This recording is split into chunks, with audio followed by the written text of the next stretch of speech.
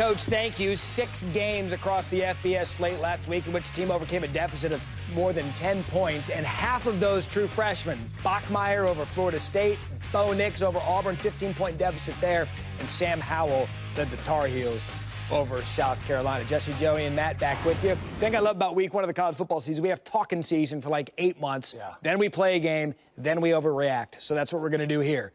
Auburn gets by Oregon, game-winning touchdown for Bo Nix. Jesse, the overreaction is this. Nix is the quarterback that can finally beat Alabama. Absolutely. Because if you're going to beat Bama, you better be able to avoid a pass rush. He proved he could do that.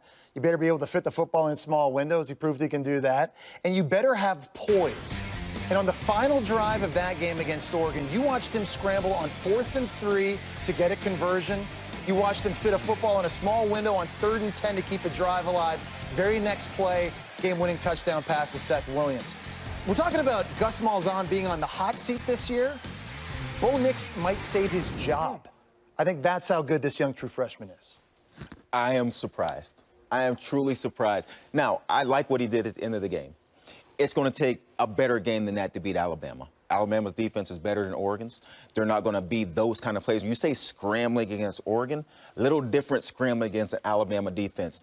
I think this young man is going to be terrific. But if you're asking me right now, after a win against Oregon, is he good enough to beat Alabama? I think that is a huge overreaction. All right, so you're saying Jesse is still overreacting. Your jury's still out. We'll let I'm going to need to see more than that. Okay, now we know they beat Oregon in this one. There were some people that thought perhaps Oregon the best Pac-12 chance to get to the playoff, although Utah was picked by the media to get to the playoff. So for you, Joey, the Pac-12, because of Oregon's loss, will not have any team in the playoff.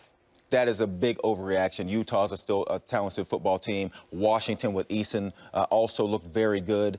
So much football left to be played, and we'll get to the end and see how many undefeateds we have. Last season, we had 3 or 4 teams that were undefeated, so it's a different conversation. But once teams start taking one loss, the Pac-12 is still in it, but they're going to have to come through it, and they're going to have an undefeated team to get there, unless we start talking about teams having more than one loss in the other conferences. The Oregon loss to Auburn hurts the perception of the conference that was already being disrespected. There's still a lot of football left, like Joey says. I don't think any team's going to go unbeaten in the Pac-12, though. I don't know if they have a great team, but I do know they have a lot of very good teams. When you look at Utah and Washington and Oregon and Stanford, Arizona State, Washington State, it goes on and on and on. I just think because these teams are all playing each other, they're going to nick each other up. I envision at the end of the year a 1 or 2 loss Pac-12 champion. And it seems like everybody's talking about it's Bama and Clemson, and now there's 2 spots left in the playoff. Who's it going to be? I don't think a Pac-12 team goes undefeated. That's the only way I think one gets in. I don't think that happens. Again, Pac-12 just in the playoff twice, 2014, 2016. Florida State, Tennessee.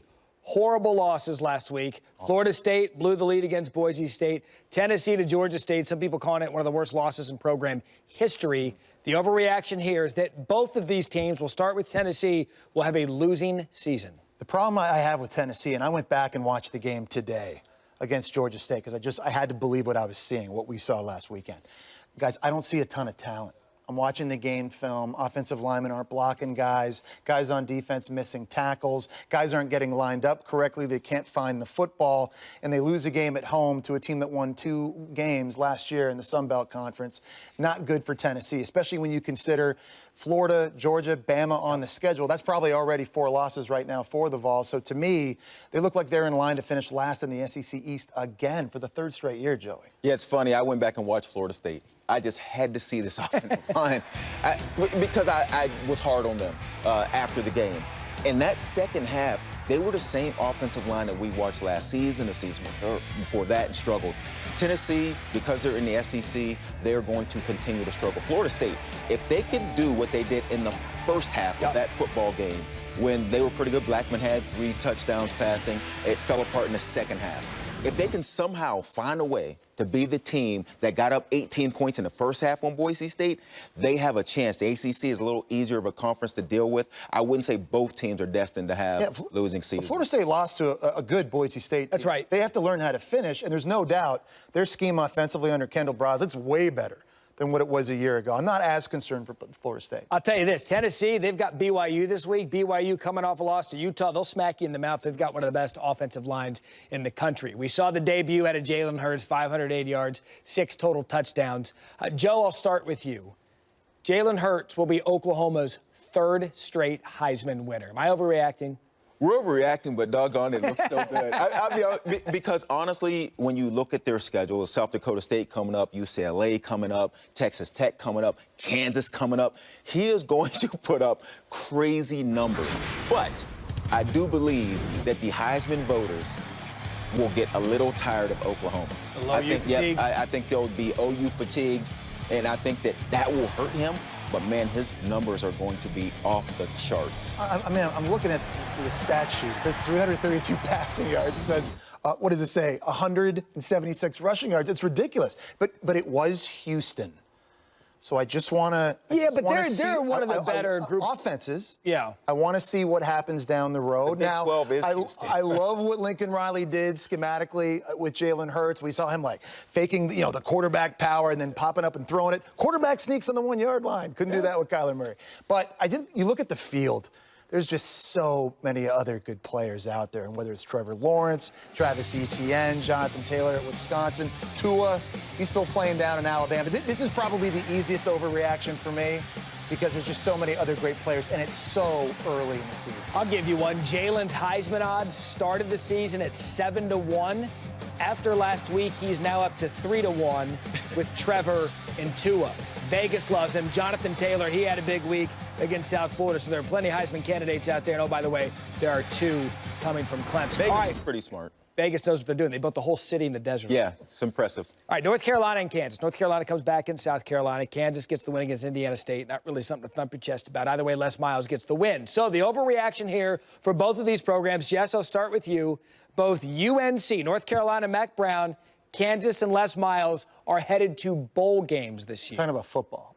That's right. Okay, we're talking about football. Okay. I think UNC is going to do it.